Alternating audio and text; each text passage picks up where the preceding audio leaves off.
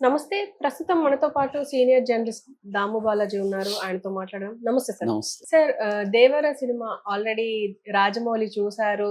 ఆయన ఒక రివ్యూ ఇచ్చారు అని జెప్పేసి అంటున్నారు. అంటే నిజంగానే చూసి రివ్యూ ఇచ్చారంటారా? ఆ రివ్యూలో ఏముంది సార్?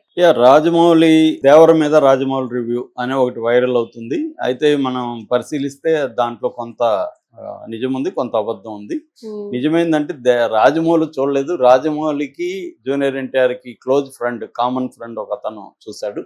ఎందుకంటే వీళ్ళు కొంతమంది సెలబ్రిటీలకి షోలు ఏస్తున్నారు, ప్రీమియర్ షోలు.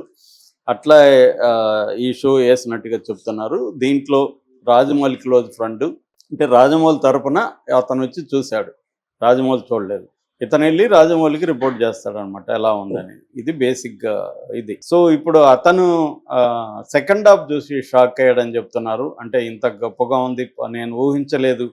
ముఖ్యంగా లాస్ట్ హాఫ్ అన్ అవర్ అసలు ఎవరు ఊహించలేము, అద్భుతమైన థ్రిల్ ఉంది లాస్ట్ హాఫ్ అన్ అవర్ అని అతను రివ్యూ చేసినట్టు చెప్తున్నారు. దీంతో ఏమైందంటే వివిధ ప్రాంతాల నుంచి పిఆర్ వాళ్ళకి పెద్ద ఎత్తున ఫోన్లు వస్తున్నాయి. ఎందుకంటే మేము హైర్ చేసుకోవచ్చా, మా టౌన్లో వేసుకోవచ్చా సినిమా, ఇలాగా అడుగుతున్నారు.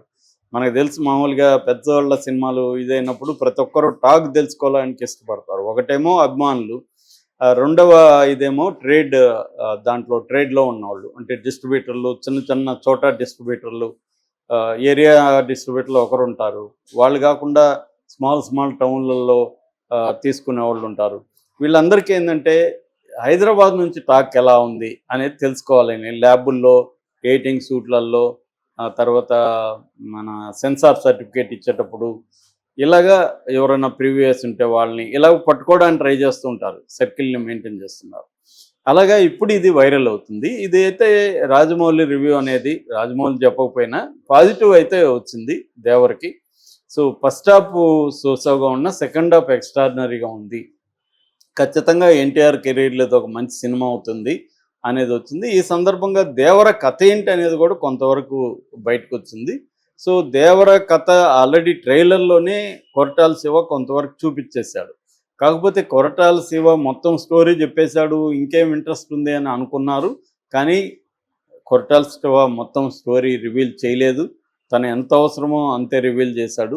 చాలా సింబాలిక్గా కూడా కొన్ని విషయాల్ని కొరటాల శివ చెప్పాడు. అది అందరికి కూడా అర్థం కాదు.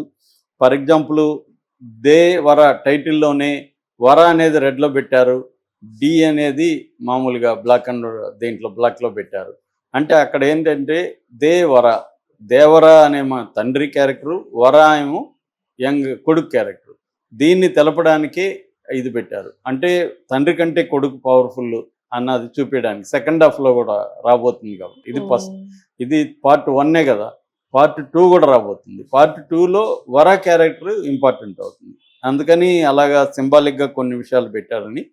అట్లాగే మనకి కథ పరంగా చూసుకున్నప్పుడు ఇది బేసిక్గా ఒక క్రిమినల్ ట్రైబ్ కథ. క్రిమినల్ ట్రైబ్ అంటే ట్రైబల్ పైరేట్స్ అనమాట. వాళ్ళు ట్రైబ్సే కానీ సముద్రం దగ్గర ఉన్న ట్రైబ్స్ చాలా దేశాల్లో కూడా మనకి ముఖ్యంగా ఆఫ్రికన్ కంట్రీస్, సోమాలియాలో అయితే very very popular. Somalia pirates millionaires అనమాట వాళ్ళు. దాని మీద సినిమాలు కూడా చాలా వచ్చాయి. సో వాళ్ళు ఏం చేస్తారు, సముద్రం మీద వాళ్ళకి పట్టు ఉంటుంది, వాళ్ళకి అండర్స్టాండింగ్ ఉంటుంది, టెక్నాలజీ అన్నీ తెలుసు. సో వాళ్ళు ఒక షిప్ మీద అటాక్ చేసి ఆ షిప్ని హైజాక్ చేసి తమ కంట్రోల్లో పెట్టుకొని ఆ షిప్ ఓనర్ దగ్గర కొన్ని కోట్ల విలువ చేస్తే డబ్బులు తీసుకొని వదులుతుంటారు. ఎందుకంటే ఈ షిప్పులు చాలా కోట్లాది రూపాయల సరుకుల్ని తీసుకెళ్తుంటాయి కాబట్టి. అట్లాగే క్రూ ప్రాణాలు కూడా వెరీ ఇంపార్టెంట్. అందువల్ల అదే ప్రొఫెషన్గా వాళ్ళు బతుకుతుంటారు సోమాలియా ట్రైబ్స్. అట్లా వీళ్ళు ఏం చేశారంటే ఒక సముద్రం దగ్గరున్న ఒక ట్రైబల్ విలేజెస్, దాదాపు 10 విలేజెస్ ఉంటాయని చెప్తున్నారు. సో ఈ విలేజెస్ ట్రైబ్స్ అనే వాళ్ళకి భయం అనేది తెలియదు జీవితంలో. సో వాళ్ళకి ధైర్యం మాత్రమే ఉంది. ఆ ధైర్యం ఏంటంటే దొంగతనం చేసే ధైర్యం, ప్రాణాలు తీసే ధైర్యం. అటువంటి ట్రైబుల్లో భయాన్ని పరిచయం చేస్తాడు ఎన్టీఆర్. అంటే వీళ్ళకి భయం అనేది తెలియదు కాబట్టి భయాన్ని పరిచయం చేయడమే సినిమా. నిజానికి చెప్పాలంటే, థీమేటికల్గా చెప్పాలంటే, ధైర్యం మాత్రమే తెలిసిన ఒక జాతికి భయాన్ని ఎలా పరిచయం చేశాడు. అందుకని మనకి ట్రైలర్లో కూడా ప్రకాష్ రాజ్ వాయిస్లో వాళ్ళ కులం లేదు, మతం లేదు, భయం లేదు, అలాంటి వాళ్ళ కళ్ళల్లో భయం పొరలు ఫస్ట్ టైం కమ్ముకున్నాయి అనే వాయిస్ ఓవర్ స్టార్ట్ అవుతుంది. ఇదే బేసిక్గా అయితే కథ. అయితే ఒక్కొక్కసారి ఏంటంటే మెగా సినిమాలన్నీ కూడా చాలా పెద్ద క్యాన్వాస్లో ఉండే లార్జర్ దాన్ లైఫ్ సినిమాలన్నీ కూడా సింపుల్ కథతో ఉంటాయి. ఎందుకంటే కథ కాంప్లెక్స్గా ఉంటే ఫాలో కావడం ఇబ్బంది అవుతుంది. కథ సింపుల్గా తీసుకోవాలి, గ్రాండ్గా తీయాలి. ఇదే నెరేటివ్. మనకి శంకర్ సినిమాలన్నింటిలో కూడా సింపుల్గా ఉంటుంది. ఒక అవినీతి చేసే బ్యాచ్ ఉంటారు, అవినీతికి వ్యతిరేకంగా పోరాడే హీరో ఉంటాడు. ఇతను అవినీతి బ్యాచ్ని ఎలా అడ్డుకున్నాడు, వాళ్ళు ఇతన్ని కంట్రోల్ చేయడానికి వాళ్ళు ఏం చేశారు, ఇదే కథ బేస్. దీంట్లో ఎమోషనల్ డ్రామాలు ఉంటాయి. అట్లాగే రాజమౌళి సినిమాలన్నీ కూడా ఇదే ప్యాటర్న్. బాహుబలి చందమామ కథలాగే ఉంటుంది అది. సో కథ సింపుల్గా ఉంటుంది. హాలీవుడ్ సమ్మర్ మూవీస్ అన్నీ కూడా అట్లాగే ఉంటాయి. అలాగే దేవర కూడా కథ సింపుల్గా ఎంచుకున్నారు. సో బ్యాక్ డ్రాప్ కొత్తగా ఉంది. అంటే సముద్రం వచ్చిన సినిమాలు మనకు తక్కువ. మన రాజమౌళిదే ఉంది కదా ఛత్రపతి, అట్లాంటివి తప్ప మొత్తం సముద్రంలో నడిచేవి. ఇప్పుడైతే రాజమౌళి సినిమా అంత టెక్నాలజికల్గా హైగా ఉండదు. ఛత్రపతి ఇదైతే టెక్నాలజికల్గా హైగా ఉంటుంది. దాదాపు 30-35 రోజులు అండర్ వాటరు, అబవ్ వాటరు వీటి మీదే తీశారనమాట. అందువల్ల మనకి షార్కులు మీద రైడింగ్ అవన్నీ కూడా లేవు. మనకి ఏమన్నా ఉంటే ఏనుగు, గుర్రము ఇవి ఉంటాయి. షార్క్ మీద రైడ్ అనేది కొత్త కాన్సెప్ట్. ఇలాగా అంటే కథని సింపుల్గా తీసుకొని బ్యాక్గ్రౌండ్ని ఇంట్రెస్టింగ్గా ప్రజెంట్ చేయడం, అట్లాగే కథలో కూడా ఒక ఎలిమెంట్, స్టోరీ ఎలిమెంట్ని, స్టోరీ వరల్డ్ అంటారు, ఆ కథా ప్రపంచం, దాన్ని కొత్తగా ప్రజెంట్ చేయడం అనేది కొరటాల శివ చేశాడని చెప్తున్నారు.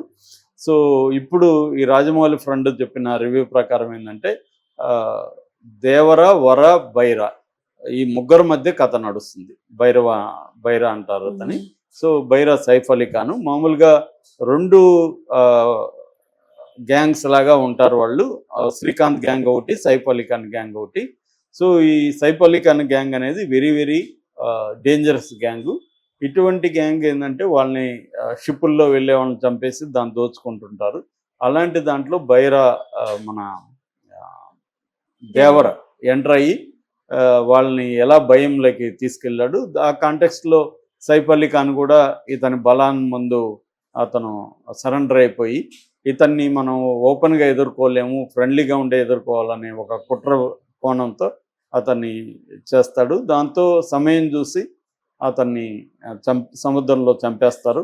ఆ కొడుకేమో అతనేమో ఒక వీరుడు, తండ్రి దేవర్ అనేవడం ఒక వీరుడు, ఎవరినైనా ఎదుర్కోగలిగిన శక్తి సామర్థ్యాలు ఉన్నాయి. కొడుకేమో పిరికివాడు. అందుకని మనకి ట్రైలర్లో కూడా అతనికి వాళ్ళ అయ్య రూపం వచ్చింది కానీ రక్తం రాలేదని ఆ అమ్మాయి అంటుంది.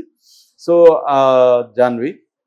సో అలాగా ఇప్పుడు ఈ పిరికివాడైన ఎన్టీఆర్ కొడుకు ఎట్లా తన తండ్రి లక్ష్యాన్ని ఇది చేశాడనేది బేసిక్గా కథ అనమాట. సో దీంట్లో ఏంటంటే ఊహించని ట్విస్టులు ఉంటాయి కథలో, మనం ఎక్స్పెక్ట్ చేయనివి ఉంటాయి. అంటే యాంటిసిపేషన్ ఆఫ్ ద ఆడియన్స్ అంటారు. అంటే ఆడియన్స్ ఏం ఊహిస్తారో దాన్ని రైటర్ ఊహించి ఒక్కోసారి ఆడియన్ యాంటిసిపేషన్ని సాటిస్ఫై చేయాలి, ఒక్కోసారి సర్ప్రైజ్ చేయాలి. ఇది హిచ్కాకియన్ టెక్నిక్ అనమాట. అంటే ప్రతిసారి నిన్ను మోసం చేస్తుంటే హర్ట్ అవుతాడు. కాబట్టి ఇప్పుడు హీరో కొడతాడు అనుకున్నప్పుడు కొట్టాలి, ఒక్కోసారి హీరో కొడతాడు అనుకున్నప్పుడు ఎవడో వెనక నుంచి వచ్చి కొట్టేస్తాడు. ఇలాంటివేవో ఉండాలి. అంటే సర్ప్రైజ్ ఎలిమెంట్ ఉండాలి, మనం ఆశించింది కూడా ఉండాలి. ఈ 2 ఉండాలనేది ఒక ఫార్మేట్ అనమాట. ఆ ఫార్మాట్లో ఇది ఉంది. ముఖ్యంగా ఏంటంటే లాస్ట్ 40 మినిట్స్ ఎన్టీఆర్ కూడా అనేకసార్లు చెప్తున్నాడు లాస్ట్ 40 మినిట్స్ అద్భుతంగా ఉంటుందని. సో ఇతను కూడా ఇప్పుడు రాజమౌళి ఫ్రెండ్ కూడా అదే చెప్పాడు. లాస్ట్ 40 మినిట్స్ మాత్రం స్పెల్ బౌండ్ అయిపోతాం మనం అని చెప్తున్నాడు. అది మామూలుగా జనరల్గా కూడా సినిమాలు హిట్ అయ్యే సినిమాలు అనేది సెకండ్ హాఫ్లు బాగుంటేనే హిట్ అవుతాయి. ఫస్ట్ హాఫ్ను భరిస్తారు, సరదాగా ఏదో నడిచిపోతుంటాయి.